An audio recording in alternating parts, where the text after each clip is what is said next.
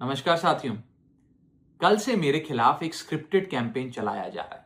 Same भाषा, same बातें, same आरोप। ये कोई कोइंसिडेंस नहीं है, बल्कि एक कोऑर्डिनेटेड अटैक है। पहले मैंने सोचा कि मुझे इसका जवाब नहीं देना चाहिए। फिर लगा कि कहीं एक झूठ को 100 बार बोला जाए तो कुछ लोग मान ना लें। इसलिए मैंने सोचा कि जवाब दूं। आम आदमी पार्टी ने 3 आरोप लगाते हुए यह कहा कि इन 3 आरोपों की वजह से हम राघव चड्ढा को पार्लियामेंट में बोलने का मौका नहीं देंगे। राघव चड्ढा के पार्लियामेंट में बोलने पर रोक इसलिए लगाई गई क्योंकि उन्होंने ये 3 गलतियां करी। मैं एक एक करके इन तीनों पर आपसे बात करना चाहूंगा। पहला आरोप कि जब ऑपोजिशन पार्लियामेंट से वॉकआउट करता है, सदन से वॉकआउट करता है, तो राघव चड्ढा वहीं बैठे रहते हैं, वो वॉकआउट नहीं करते। यह सरासर झूठ है, सफेद झूठ। मैं चुनौती देता हूं, एक इंस्टेंस, एक दिन ऐसा बताइए जब ऑपोजिशन ने वॉकआउट किया हो और मैंने उनका साथ ना दिया हो, मैं साथ में वॉकआउट नहीं किया हो। और पार्लियामेंट में तो हर जगह सीसीटीवी कैमरा है।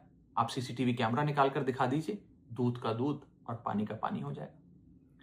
दूसरा आरोप लगाया कि राघव चड्ढा ने चीफ इलेक्शन कमिश्नर के इंपीचमेंट मोशन पर, यानी कि मुख्य चुनाव आयुक्त को हटाने वाली जो याचिका थी, उस पर साइन करने से मना कर दिया। दूसरा सफेद झूठ। ना मुझे आम आदमी पार्टी के किसी भी नेता ने इस मोशन पर साइन करने के लिए कहा, ना औपचारिक तौर पर कहा, ना अनौपचारिक तौर पर कहा।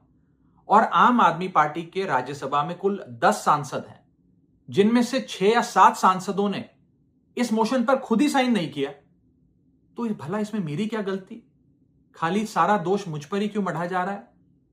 और इस मोशन के लिए राज्यसभा में कुल 50 सिग्नेचर चाहिए होते हैं, यानी कि 105 विपक्षी सांसदों में से मात्र 50 सिग्नेचर से ये याचिका पूरी हो जाती। तो इतना शोर क्यों? और तीसरा आरोप जो मुझ पर लगाया गया वो ये था कि राघव चड्ढा डर गए हैं और इसलिए वो बेकार मुद्दे उठाते हैं। पहली बात मैं बता दूं कि मैं पार्लियामेंट में शोर मचाने, चीखने, चिल्लाने, माइक तोड़ने या गाली देने नहीं गया।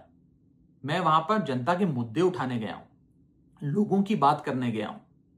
और मैंने कौन सा मुद्दा नहीं उठाया?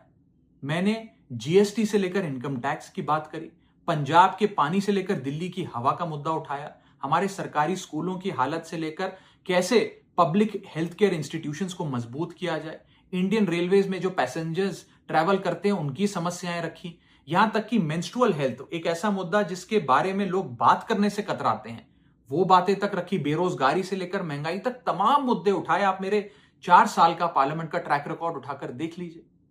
और मैं पार्लियामेंट में इंपैक्ट क्रिएट करने गया हूं, मैं पार्लियामेंट में रकस क्रिएट करने नहीं गया। ये टैक्स पेयर के पैसे से जो पार्लियामेंट चलती है, उस टैक्स पेयर के मुद्दे उठाने में पार्लियामेंट में गया हूं। अंत में मैं बस इतना कहना चाहता हूं कि जो लोग आज मुझ पर आरोप लगा रहे हैं, झूठे आरोप लगा रहे हैं, कि हर झूठ को बेनकाब किया जाएगा और हर सवाल का जवाब दिया जाएगा, क्योंकि मैं घायल हूं, इसीलिए घातक हूं। जय हिंद।